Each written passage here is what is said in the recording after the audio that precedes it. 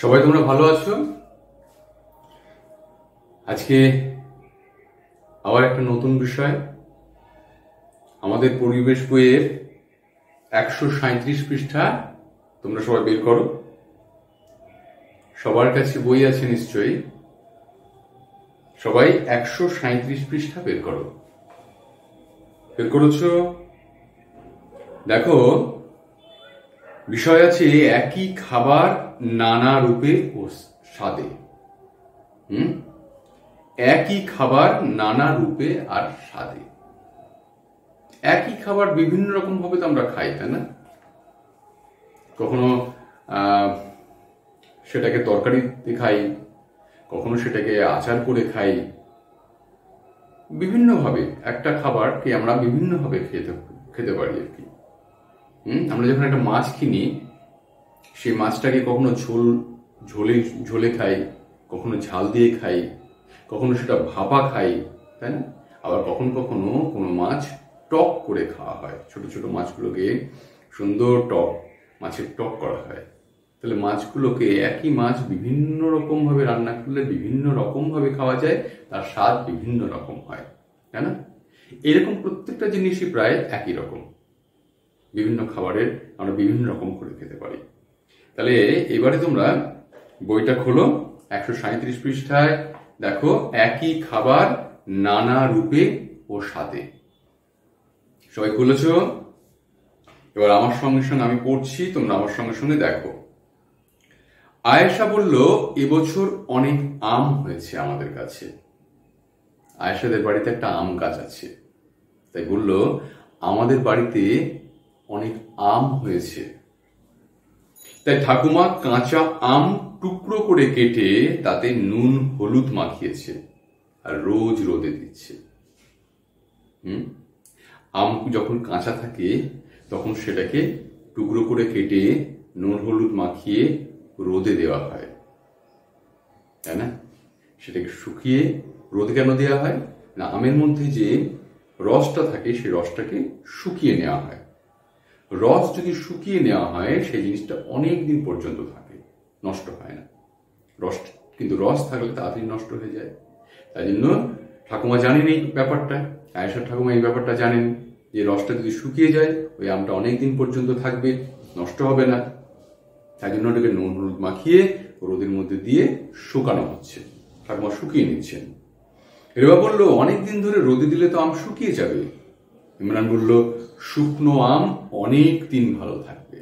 আমি বললাম না যে আমটা যদি শুকনো করে নেওয়া হয়, আমের মধ্যে যে রসটা থাকে সেই রসটা যদি শুকিয়ে যায় তাহলে অনেকদিন ভালো থাকবে। ইমরানও কিন্তু সেটা জানে, তাই না? তোমরাও অনেকে জানো সেটা। দিদিমণি বললেন, যে কোনো জিনিসে জল কম থাকলে তা অনেক দিন ভালো থাকে। এটা অনেক হাজার বছর আগেই মানুষ বুঝেছিল। সবাই যখন আলোচনা করছে তখন দিদিমণি সেটা শুনছেন, ক্লাসের মধ্যেই তো আছেন, দিদিমণি শুনছেন। দিদিমণি শুনে তিনি বললেন, হ্যাঁ, যে জলটা থাকে ভেতরে সেই জলটা যদি শুকিয়ে নেওয়া যায় তাহলে সেটা অনেক দিন পর্যন্ত ভালো থাকে। ইমরান জিজ্ঞেস করলো, তার মানে প্রাচীনকালেও মানুষ এভাবে শুকনো করতো খাবার জিনিস? দিদিমণি বললেন, তখনকার দিনেও সবজি বা ফল রোদে বা বাতাসে শুকনো করা হতো। রোমানরা এরকম শুকনো করা ফল ভালোবাসত। প্রাচীনকালে মানুষ মাছ মাংস শুকনো করে রাখত। এখনকার দিনে তোমরা আগের পড়াতে পড়েছো কিভাবে অনেকদিন পর্যন্ত রাখা হয় এখন না, ঠান্ডা ঘরে রাখা হয়, যেটাকে হিমঘর বলা হচ্ছে, তাই না? এখন আবার প্রত্যেকের বাড়িতেই, প্রায় অনেকের বাড়িতেই ফ্রিজ চলে এসেছে, ফলে ফ্রিজের মধ্যে রাখা হয়, খাবার বেশ কিছুদিন থাকে। আর অনেক সবজি যখন হয়ে যায় তখন হিমঘর থাকে, বড় বড় গুদাম থাকে, সেখানে মেশিনের সাহায্যে সেই গুদামটাকে ঠান্ডা রাখা হয়, সেটাকে হিমঘর বলা হচ্ছে। সেই হিমঘরের মধ্যে সবজিগুলোকে রেখে দেওয়া হয়। আলু, বিশেষ করে আলু জাতীয় জিনিসগুলোকে রেখে দেওয়া হয় যাতে দীর্ঘদিন পরেও যেটা সবজিগুলো ভালো থাকে এবং সেগুলো বাজারে বিক্রি করা যাবে। তাহলে দীর্ঘদিন ঠান্ডা রাখার জন্য বা ভালো রাখার জন্য ঠান্ডা ঘর এখন তৈরি হয়েছে, কিন্তু এখনকার আগের দিনে তো সেই সব ছিল না। আগেকার দিনে মানুষ অন্যরকম পদ্ধতি অবলম্বন করত।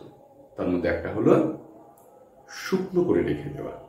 ফলগুলোকে শুকনো করে রেখে দিত, সবজিগুলোকে শুকনো করে রেখে দিত, তাতে অনেক দিন পর্যন্ত সেই ফল বা সবজিগুলো ভালো থাকতো। দিদিমণি বললেন তখনকার দিনেও সবজি বা রোদে বা বাতাসে শুকনো করে করা হতো এবং রোমানরা এরকম শুকনো ফল খেতে খুব ভালোবাসত। প্রাচীনকালে মানুষ মাছ মাংস শুকনো করে রাখতো। তখনকার মানুষ তাহলে সূর্যের তাপকে ব্যবহার করা জানতো। তখনকার মানুষ জানতো। কিন্তু সব জায়গায় বা সব ঋতুতে রোদের তেজ সমান হয় না। পুরোনো দিনের মানুষ তাহলে অন্যভাবেও মাছ মাংস রাখার কথা ভেবেছিল। সব জায়গায় সূর্যের তেজ সেভাবে থাকে না। অনেক ঠান্ডা জায়গা আছে, শীতের জায়গায়, সেখানে সূর্যের তেজটা অনেক কম।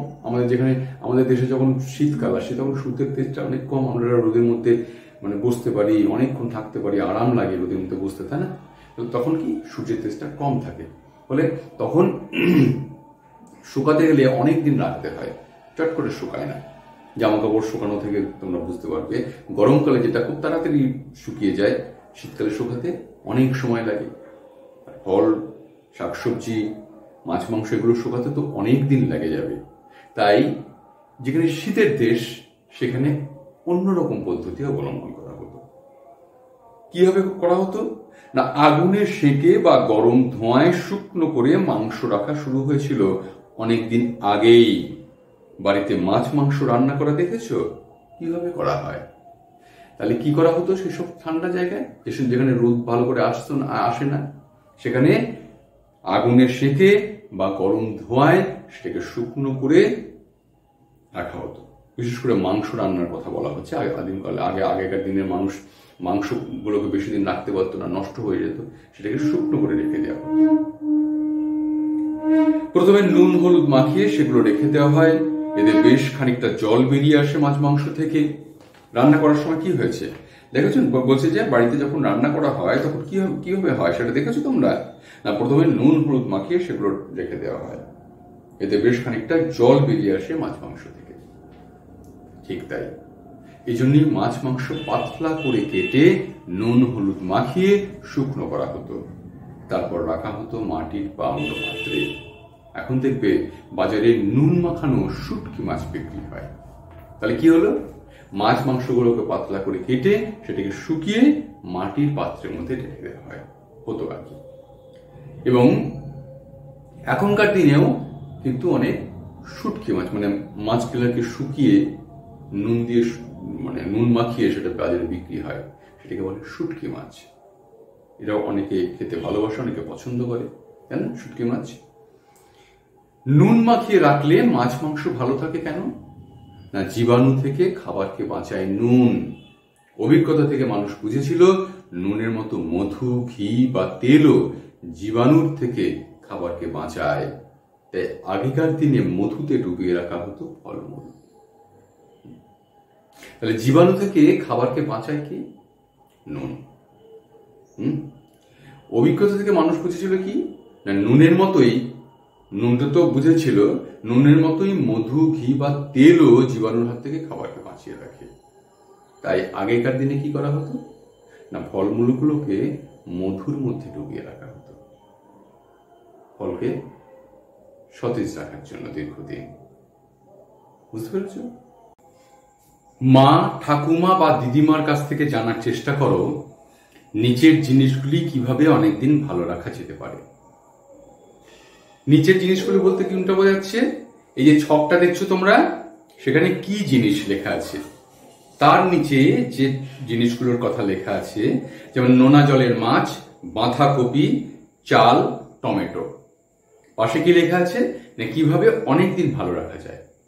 এই জিনিসগুলো কিভাবে অনেকদিন ভালো রাখা যায় সেটা এই পাশে লিখতে হবে। নোনা জলের মাছ কিভাবে ভালো রাখা যায়? নোনা জলের মাছ বলতে কি বোঝানো হয় না, সমুদ্রের মাছ। সমুদ্রের জল তো নোনা, তাই না, লবণাক্ত জল। তো সেই জলে যে সমস্ত মাছগুলো হয় সেই মাছগুলো অনেক দিন পর্যন্ত কিভাবে ভালো রাখা যায়। বাজারে গেলে তোমরা দেখতে পাবে, ধরো সমুদ্র তো অনেক দূরে আমাদের থেকে, তাই না? সমুদ্র থেকে মাছ ধরে যখন বিভিন্ন জায়গায় পাঠানো হয়, তখন সেই মাছ আর জ্যান্ত থাকে না, মারা যায়, বেঁচে থাকে না।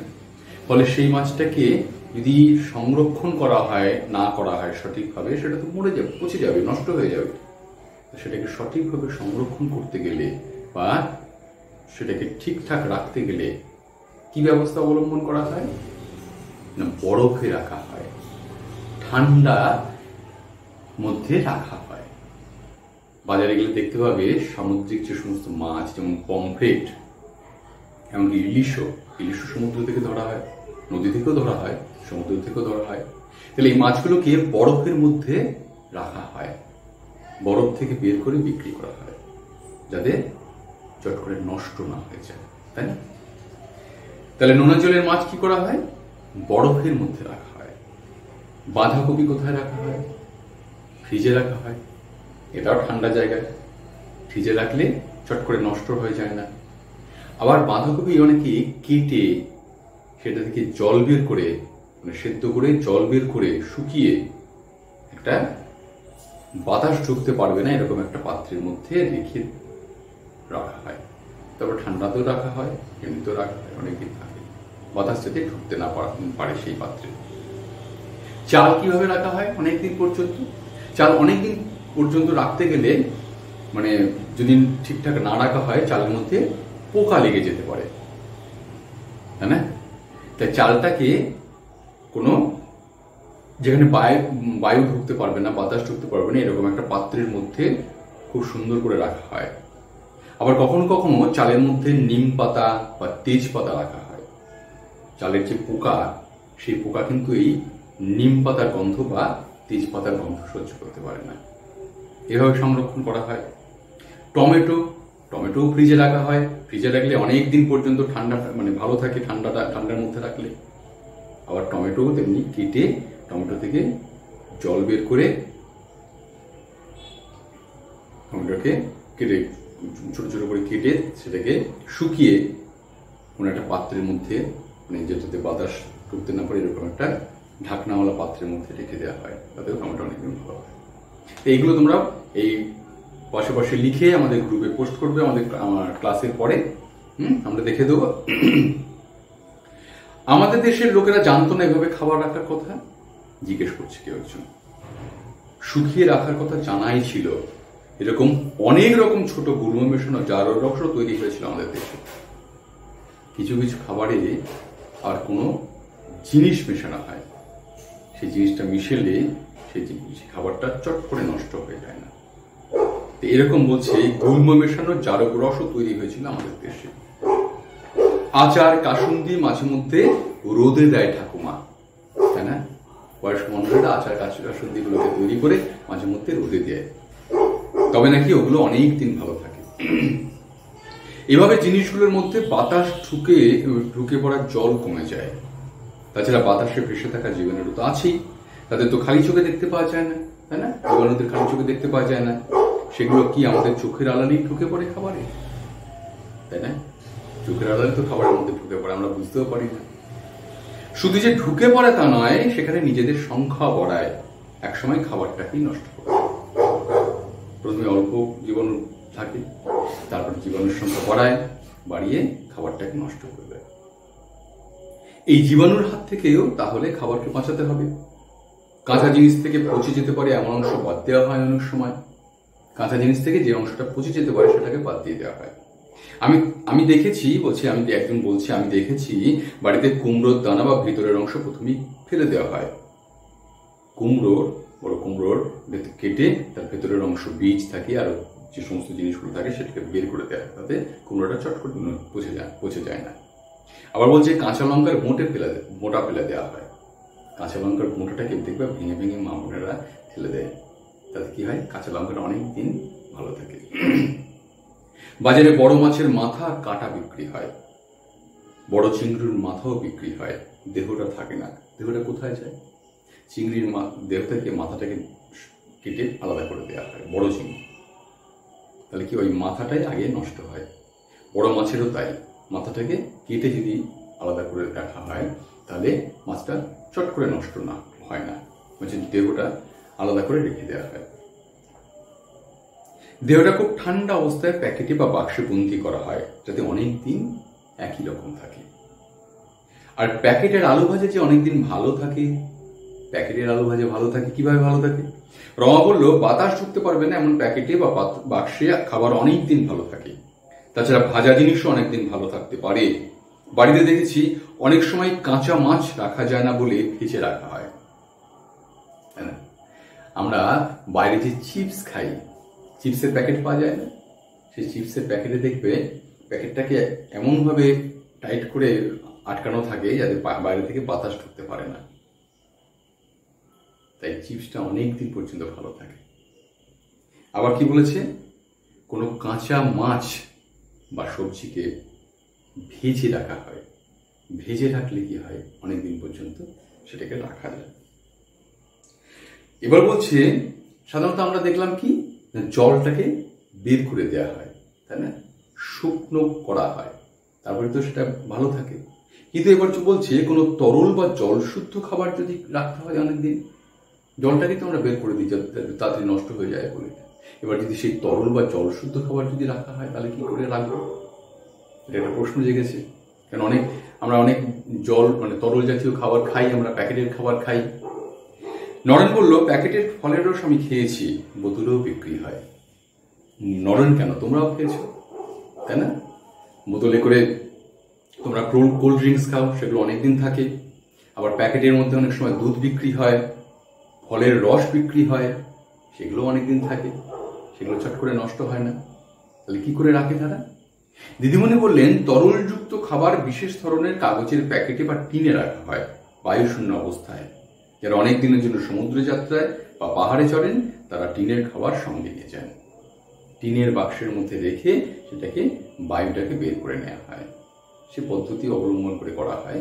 তারপরে টিনের ঢাকনাকে ঢেকে দেওয়া হয় যাতে ভেতর থেকে বায়ু ঢুকতে না পারে। এরকম বাক্সের মধ্যে যদি খাবার রাখা হয় তাহলে সেই খাবারটা, তরল খাবার যদি রাখা হয় সেটা দীর্ঘদিন ধরে ভালো থাকে। সেই খাবারটা নিয়ে গিয়ে যারা সমুদ্র যাত্রা যান, দীর্ঘদিনের ব্যাপার। যারা পাহাড়ে চড়েন তারা অনেক দিন সময় লাগে, সেখানে খাবার পাওয়া যায় না। হিমালয়ে যারা চড়েন বা বড় বড় পর্বতে যারা আরোহণ করেন তাহলে কি হয়, তারা দীর্ঘদিন সেখানে থাকেন, কিন্তু সেখানে কোনো দোকান নেই, কোনো খাবার পাওয়া যায় না, তাহলে তারা সঙ্গে খাবার নিয়ে যান।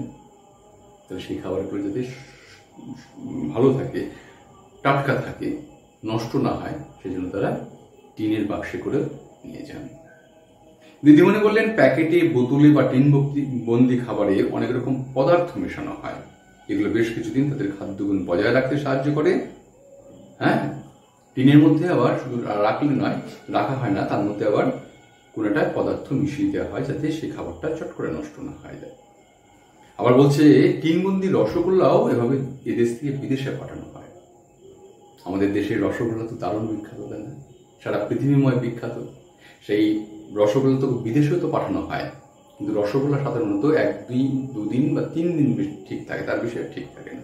তাহলে যখন বিদেশে পাঠানো হয় সেটা তো দীর্ঘদিনের ব্যাপার, সেটাকে কিভাবে রাখা হয়, সেটাকেও টিনের মধ্যে, টিনের বাক্সের মধ্যে ভরে বিদেশে পাঠানো হয়, বায়ুশূন্য করে তার মধ্যে কোনো পদার্থ মিশিয়ে বিদেশে পাঠানো হয়। তাহলে দীর্ঘদিন সেই রসগোল্লা ভালো থাকে, তাই না? তাহলে আমরা আজকে বললাম কি, একই খাবার নানা রূপে নানা স্বাদে। হ্যাঁ, তার মধ্যে আমরা জানলাম কিভাবে খাবারটাকে দীর্ঘদিন ধরে সংরক্ষণ করা হয়, ভালো রাখা হয়।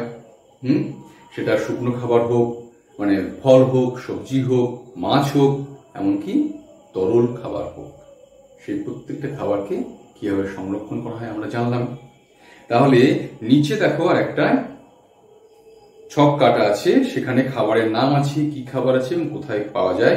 এখানে 3টি করে খাবারের নাম লিখতে বলেছে, খাবারের নাম লিখবে, সেটা কি খাবার এবং সেটা কোথায় পাওয়া যায়। এটা তোমরা লিখে আমাদের এই গ্রুপে পোস্ট করো, আমরা দেখে দেবো। তার আগে আরেকটা ছক আছে যে কি কি জিনিস, হ্যাঁ, 3-4টে জিনিসের নাম লেখা আছে, সেগুলো কিভাবে অনেকদিন ভালো রাখা যায়। এই দুটো ছক তোমরা আমাদের গ্রুপে খাতায় লিখে তোমরা গ্রুপে দাও, আমরা মাস্টারমশাইরা আছি, আমরা সেটাকে ঠিক করে দেবো। তাহলে আজকের পড়া এখানেই শেষ হলো। হুম।